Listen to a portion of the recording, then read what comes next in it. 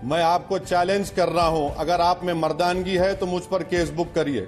आप चलिए, मैं आपको चैलेंज कर रहा हूं। मैं आपको चैलेंज, मैंने जो कुछ कहा, आप कहलाना चाहते हैं बैरिस्टर, जो कुछ कहा, तो वैसे आप कहलाना चाहते हैं बैरिस्टर, विदेश से पढ़े हुए, लेकिन मर्दानगी के टेस्टों से ऊपर बढ़ नहीं पाते। मेरा सवाल यह था कि आप अपने भाई के साथ हैं कि नहीं, आप उसको गोल कर गए। मैंने पूछा, आप याकूब मेमन के पक्ष में खड़े हुए थे, आप उसको गोल कर रहे हैं, आप प्रशांत भूषण के कंधे पर रखकर बंदूक चला रहे हैं। मर्दानगी है, आप मेरी मर्दानगी को ललकार रहे हैं। अगर मर्दानगी होती राजनीति की आपकी, तो फिर आप खड़े होकर कहते कि हाँ मैं याकूब मेमन के साथ हूं। आप उस बात को प्रशांत, मीडिया दिखाता है आपके केवल देश के खिलाफ दिए गए बयान मीडिया दिखाता है। जब आप मुसलमानों की अच्छाई करते हैं तो मीडिया नहीं दिखाता। आपको ये बताना पड़ेगा कि मैंने देश के खिलाफ क्या कहा, और अगर कहा है तो मैं जी टीवी को चैलेंज कर रहा हूं, मेरे खिलाफ केस बुक करिए और मुझे जेल में डालिए, वरना इस अल्फाज को आप वापस लीजिए। उस पर भी आ जाऊंगा। जेब नहीं देता कितना बड़ा, वैसे आपको जेब नहीं देता कितना बड़ा टीवी, अभी उस पर भी आ जाऊंगा सर। ये आपको जेब नहीं देता, भी आ जाऊंगा। इतना बड़ा चैनल से कहे या अपने भाई के कहे के साथ खड़े रहे, दोनों एक ही बातें हैं सर। सुनिए, अगर आप देश के तमाम मुसलमानों की नुमाइंदगी करते हैं तो आप अपने भाई की भी नुमाइंदगी करते हैं। आप जरा सुन तो लीजिए, आपने क्या कहा, मैंने देश के खिलाफ कहा। अगर मैं देश के खिलाफ कहा तो आपकी गीरत कहां चले गई? आप एक गद्दार को क्यों बुलाया अपने टीवी चैनल पे? सर मेरा सवाल ये है, आप बताइए केस, सर आप एक सांसद भी हैं, असदुद्दीन ओवैसी आप एक सांसद भी हैं, आप इस तरह की बात, सांसद भी हैं, नहीं हम आगे नहीं, एक वकील भी हैं, नहीं हम आगे नहीं, आप एक वकील भी हैं, हम आगे नहीं बढ़ सकते जब तक कि आप मेरा एक बयान बताएंगे जो मैंने देश के खिलाफ कहा। आप अपने भाई के बयानों के साथ हैं कि नहीं? आप ये बताइए कि देश के खिलाफ मैंने क्या कहा। आप अपने भाई के बयानों के साथ हैं कि नहीं है? अगर आपके भाई के बयान देश के खिलाफ हैं और आप उनके साथ हैं, तो आप साथ दे रहे हैं ना उन बातों का, आप डिफेंड कर रहे हैं उन बातों को। अगर आप उनके साथ, आपने ये कहा कि मैंने देश के खिलाफ कहा, क्या कहा बताइए? मैंने कहा कि आप अपने भाई के बयानों के साथ हैं या नहीं है, मेरा ये सवाल है। आप उसके अलावा सब कह रहे हैं। मेरे भाई के, आप उसके अलावा सब कह रहे हैं। मेरे भाई के खिलाफ केस बुक हुआ, वो जेल को गए और कोर्ट ने उनको जमानत दी है, वो मसला कोर्ट में है। मैंने देश के खिलाफ क्या कहा वो आपको बताना पड़ेगा। मेरा सवाल ये है, आप अपने भाई के साथ हैं कि नहीं हैं? उन्होंने जो कहा वो देश के खिलाफ था कि नहीं था? कैसा देश के खिलाफ है वो कोर्ट तय करेगा। आप कोर्ट हैं, आपको लॉ ऑफ एविडेंस मालूम। आपको तो मालूम है ना, आप तो वकील हैं, इसलिए आप छुपा सकते हैं। मुझे नहीं मालूम, देकर आप मुझे हरगिज नहीं मालूम। लोगों की आंखों में धूल झोंक सकते हैं, हरगिज नहीं मालूम। मुझे हरगिज नहीं मालूम। देश के वकील तो फांसी पाने वाले एक आतंकवादी के लिए रात को सुप्रीम कोर्ट के दरवाजे जाकर खड़े हो गए थे। आप भी पैरवी कर रहे थे उन बातों को। आप देश के पक्ष में मानते हैं जो आप कर रहे थे उस वक्त? तो क्या वो जो वकील ग्रोवर और प्रशांत भूषण जिन्होंने केस लड़ा, क्या वो देशद्रोही हैं? देश की जनता तय करेगी ये बात। आपने भी उसी के पक्ष में बयान दिया था ना। जिस शख्स को देश की सबसे बड़ी अदालत फांसी की सजा दे चुकी है, जिस शख्स को राष्ट्रपति माफी ठुकरा चुके हैं, जिस पर तमाम अदालतों में कार्रवाई हो चुकी है, आप उसकी पैरवी करते हैं। उसके बाद आप ये मुझसे पूछते हैं कि बताइए मैंने देश के खिलाफ क्या किया? आप अपनी कॉन्स्टिट्यूएंसी को एड्रेस करने के लिए, अपनी एक कॉन्स्टिट्यूएंसी को आप एड्रेस करने के लिए कितना गलत मैसेज देते हैं। मैं आपको चैलेंज कर रहा हूं, अगर आप में मर्दानगी है तो मुझ पर केस बुक करिए। चलिए, मैं आपको चैलेंज कर रहा हूं। मैं आपको चैलेंज, मैंने जो कुछ कहा, आप कहलाना चाहते हैं बैरिस्टर, जो कुछ कहा, तो वैसे आप कहलाना चाहते हैं बैरिस्टर, विदेश से पढ़े हुए, लेकिन मर्दानगी के टेस्टों से ऊपर बढ़ नहीं पाते। मेरा सवाल यह था कि आप अपने भाई के साथ हैं कि नहीं, आप उसको गोल कर गए।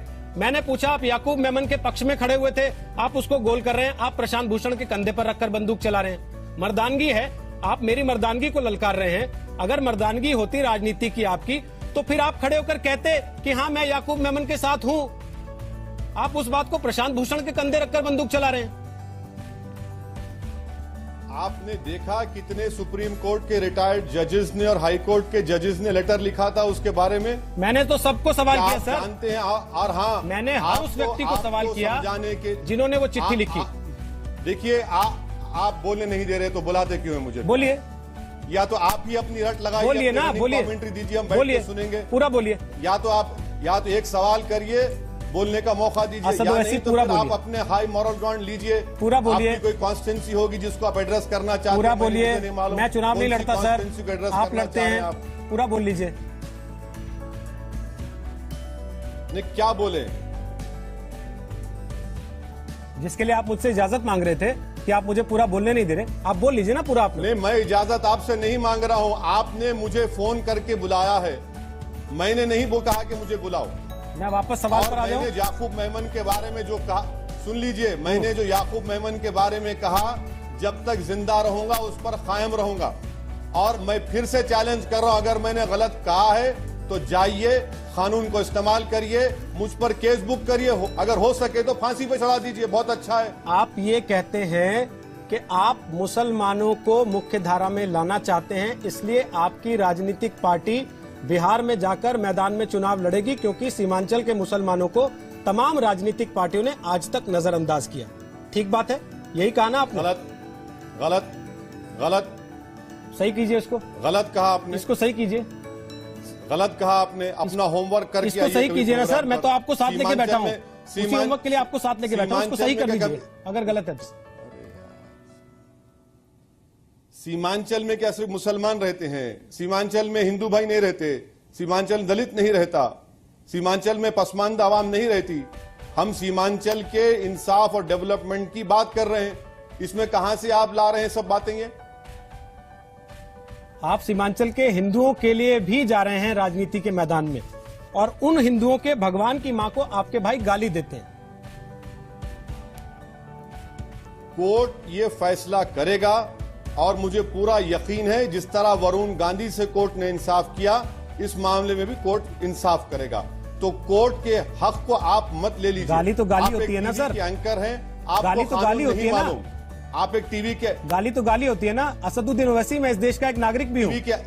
ये कोर्ट फैसला टीवी करेगा। एंकर होने के साथ साथ मैं इस देश का एक नागरिक भी हूँ। मेरे पास वोट करने का अधिकार भी है। किसी पार्टी के नुमाइंदे बनकर मुझसे बात सर, करना मेरे पास चाह रहे वोट हैं करने का अधिकार और भी है। किसी अपने भगवान लीडरों राम को किसी खुश की करना बकौती चाह नहीं रहे है हैं, तो मैं राजनीतिक कुछ नहीं पार्टी कर की। सकता। मेरे घर में मैं भी कुछ भगवान नहीं राम कर की सकता। पूजा होती है, मैं कुछ और अगर नहीं आप कर भगवान सकता। राम की अगर मां को आपका गाली कोई देंगे आपके एजेंडा भाई, तो मुझे अधिकार है कि मैं आपसे आपका सवाल कोई पूछूंगा। एजेंडा है, सीमांचल के इलेक्शन से के ताल्लुक जो सवाल है आप नहीं करना चाहते। सीमांचल आप के पुरानी बात इलेक्शन करना में चाह आप रहे जा रहे करिए। हैं, मैं आपसे ठीक वैसे बार-बार यही कहूंगा जैसे कि जो कोर्ट का कर्नाटक में फैसला आ आएगा, गया इलेक्शन पर वरुण लीजिए गांधी वापस। को जो इंसाफ आप भाग रहे हैं उस मिला, सवाल वो से, मैं कोर्ट वापस आ गया। मिलेगा। लीजिए राजनीति के मैदान कानून के सबके सवाल लिए पर मैं वापस बराबर आ है। गया। कानून हक में आएगा, आप परेशान मत कानून होइए एविडेंस की बुनियाद पर तय करेगा। किसी टीवी एंकर के आप परेशान पुकार मत कर होइए। कहने से आप कोई केवल- कोर्ट के कार्रवाई को बदल नहीं सकता। आप दिक्कत क्या है ना, आपको लगता है आप टीवी एंकर से केवल बात कर रहे हैं, जैसे आप इस देश में एक सांसद भी हैं, मैं ही वैसे इस देश का एक नागरिक भी हूं, और मुझे वोट करने का अधिकार भी है। मेरे घर में भगवान राम की पूजा होती है, और अगर आपके भाई उन सामने तो नहीं करते ना। मैं फिर कह रहा हूं कि जो बातें देश हित में नहीं होती, याकूब मेमन के पक्ष में नारे लगाने वाली, वो तो आप टीवी चैनल पर आकर खुलकर बोलते हैं, क्योंकि वो आपकी कॉन्स्टिट्यूंसी को एड्रेस करती है कुछ लोगों को।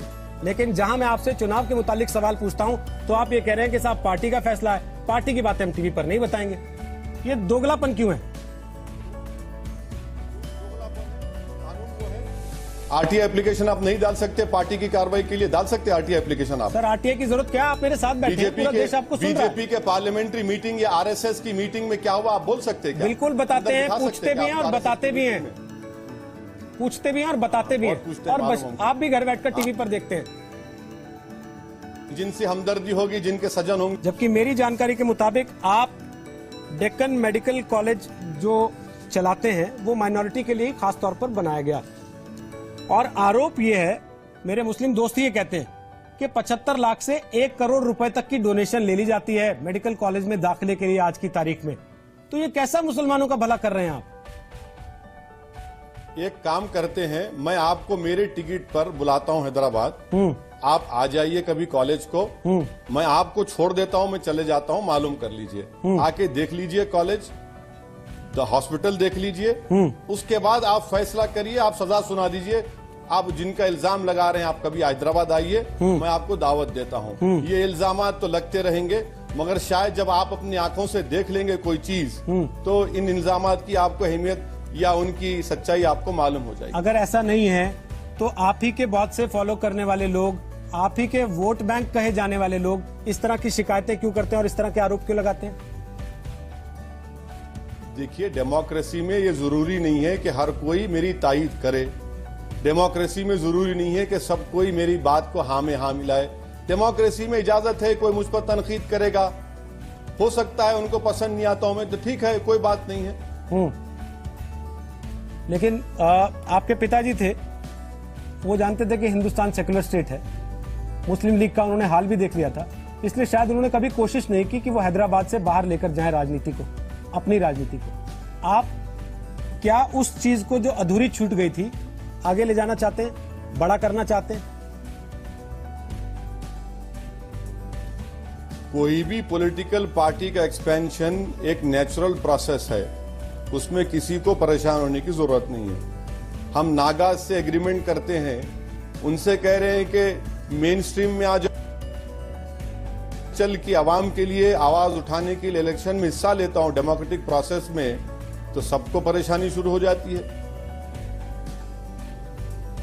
लेकिन क्या आपको लगता है कि मुस्लिम पार्टी होने का तमगा लेकर, माथे पर लगाकर आपकी पार्टी राष्ट्रीय पार्टी बन सकती है, देश में एक्सेप्टेंस हो सकती है उसकी उस तरीके की? ना तो मैं मुस्लिम पार्टी हूं, ना मैं मुसलमान पार्टी बनाना चाहता हूं। मैं आपसे बार बार कह रहा हूं कि हम मुसलमान और दलित और कमजोर तबकात को साथ लेकर काम कर रहे हैं। आप कभी आइए, आपके जो चौधरी साहब हैदराबाद आए थे, उन्होंने देखा, कभी उनसे बात करके पूछ लीजिए, शायद आपको और थोड़ा बहुत मालूम हो जाएगा। मेरी बात हुई है उनसे, बिल्कुल, मैंने वो इंटरव्यू भी खूब देखा है। लेकिन असद ओवैसी, इस बात को आप नकार नहीं सकते ना कि जब आपके भाई ये कहते हैं कि 15 मिनट के लिए हिंदुस्तान की पुलिस हटा लीजिए, पता लग जाएगा हिंदू मुसलमान का फर्क क्या है, या फिर हिंदुओं के भगवान राम की माँ को वो गाली देते हैं, तो आपकी पार्टी की एक्सेप्टेंस मेजोरिटी में कैसे होगी? फिर वो तो वहीं तक सीमित रह जाएगी ना। और फिर आप भले कितना कहते रहिए कि मैं मुसलमानों की पार्टी नहीं हूं। आप फिक्र मत करिए, इंशाअल्लाह ये वक्त तय करेगा, दिलों को मोड़ेगा ऊपर वाला, और आप देखते रहिए, ये तमाम चीजें होके रहेंगी इंशाअल्लाह।